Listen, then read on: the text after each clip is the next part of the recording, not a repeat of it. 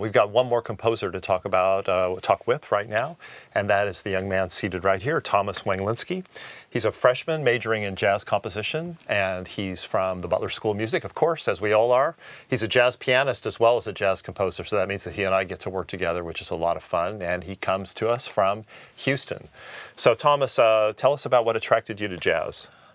Well, I grew up, as Brian and Dr. Mills both did, in a very musically inclined family. My father's actually a professional pianist in Houston, and my mother is also a very large, fan of classical music, jazz, basically just all different styles of music. So I grew up in a very diverse environment in that sense, and in middle school, I started to learn more of the craft of music, and as I started to learn more about theory, I realized that a lot of the artists that I had been listening to growing up, had this way of utilizing these, harmonic, rhythmic, and melodic devices to evoke emotions or tell a story.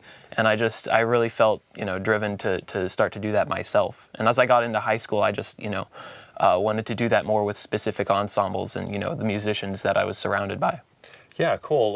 Was it like a big band, jazz band in your high school, or was it like a combo, or what kinds of ensembles in your high school that were interesting that you got to write for? I didn't compose for the jazz band that I played in high school, but I certainly did have a very strong jazz band at my high school that I played in, and that was sort of where I and many of my friends learned, sort of the craft of improvisation and, how to express ourselves in that way. But I also did compose music that I would play in small groups with friends of mine from my school and from some schools in the surrounding area. It was a very rich area for music education in Houston. Yeah, right, it is.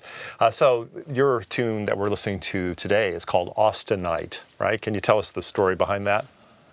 Sure. Austinite is essentially a story of my moving into college, and I guess the title sums that up fairly well. But I wanted sort of to communicate the combination of really complex emotions that really any person, I would think, feels when they move into college, as a freshman, especially when it's not in the town they come from. Just so like this sort of anxiousness about, wanting to succeed in a new environment, and meeting new people and kind of wondering, whether you'll make it.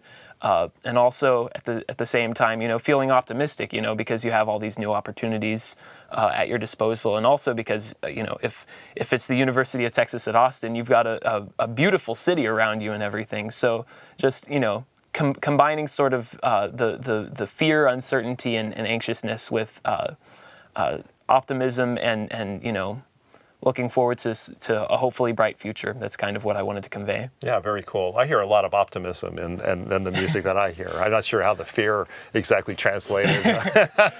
Maybe you could tell us which chords are the most fearful at some point. Okay. But yeah, it sounds like a pretty optimistic piece to me. So can you, let's talk about the rhythmic feel that's behind Austinite. So we've talked about in class about the swing rhythmic feel and the even eighth rhythmic feel. So what's your piece about rhythmically? My piece is specifically a samba. So it's a straight eighths pattern. It's a Brazilian rhythm, but it's also been utilized more recently by artists such as one of my personal favorites, Pat Metheny. Certainly Sergio Mendes, Antonio Carlos Jobim, another composer that I've been listening to more recently, Jovino Santos Neto, that utilize it just to get a sort of a modern, almost assimilated sound, but also it grooves very heavily. The tempo may be a sort of a quicker quarter note rhythm, but you feel a stronger, overarching downbeat. So you get this really strong groove on beats 1 and 3. So our bossa nova fans will love this one. As samba is just a faster version of a bossa nova. You may remember we listened to So Danso Samba with Stan Getz, and this is kind of a similar rhythmic groove to that. And we are going to be listening to Pat Metheny a little later on too, so that's a kind of an ad. If you like the samba and you like Thomas's piece, you're going to love Pat Metheny a little later in the course. And thanks for telling us about those artists. As you were writing the piece, which came first for you, the melody or the chords, or how does that work for you? For me, I think oftentimes I will hear a chord progression that really compels me, and this was the case with Austinite certainly. And I'll try to find a way to connect the certain chords that I'm hearing or that I've come across in my improvisation, and whatever I can do with that first sort of harmonic idea that connects the chords in a fluent way melodically, I'll go with that, and then from there I try to just create a melody without any chord progression whatsoever, and then add the chord progression in later, and come up with something as complex and rich as possible, so that you get a very strong melody that you could whistle as you walk down the street, but at the same time you're hearing something very rich and diverse beneath it. Right, yeah, the harmonies are very rich, I think, in this one, right? The way the chords move, and they go through a lot of different keys, right? Yes. Yeah, right. And some of those keys are kind of unusual for the big band. Like we wouldn't be hearing those keys if we were as often if we were listening to Count Basie or something like that, right? Right. Yeah. So what kind of challenges did you have writing this song or putting it out for big band, arranging it? Was that kind of a little bit newer thing for you, putting this one together? It was. This was actually the first big band arrangement I ever started, so it's definitely did provide some challenges in that sense. But it also was a bit challenging in that, since this was a tune that I'd already thought of a theme for, essentially, and a chord progression before I began arranging it. The main process then was in arranging it was figuring out how to balance all the sections of the orchestra by maybe I should give the melody to the saxophones, for example, because this section is going for that sort of a color, or maybe I should support the melody in this section with the trombones. So just achieving sort of a fluid range of dynamics, by giving different portions of the melody and harmonic support to different sections. Right, keeping all the sections interested. That's right. Yeah, right, and having them have things going on, right? Yeah. All right, cool. Well, so thanks for that information. And now we're going to listen to Thomas's composition and arrangement, which is pretty remarkable for the first big band arrangement. I don't think mine sounded anything like this. So you're going to be listening now to Thomas Wenglinski on Austinite with the UT Jazz Orchestra. There'll be one Instapol during this one, and it's about the rhythmic feel, just a little tip there. And right after this, we'll be back with some interplay with all three of our composers and some students from the class. So I hope you enjoy Austinite.